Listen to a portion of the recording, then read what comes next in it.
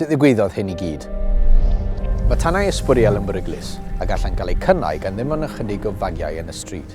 Gallen cael eu cychwyn drwy dipio anghyfreithlon, gan achosi tunelli o ysbwriel i'w gadael ar ein strydoedd ac yn ein cefn gwlad, ac allai fod yn danwydd i danau.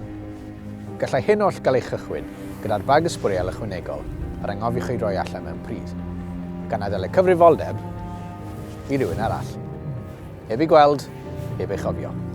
Llynedd, cafwyd bron i 4,000 o danau sbwriel tebyg ar draws Cymru, sef tua 10 y dydd. A gyda chymaint o straen ar amser ac adnoddau, gall hyn olygu bod y gwasanaeth tân yn methu cyrraedd digwyddiadau bris, lle mae bywydau mewn perygl. Heb feddwl, gallwch chi roi cyfle i rywun gychwyn tân a allai dedeulu, gan beryglu eiddo, achosi anafiadau, neu hyd yn oed farwolaeth. Felly byddwch yn gyfrifol. Peidiwch rhoi tanwydd ar y tân.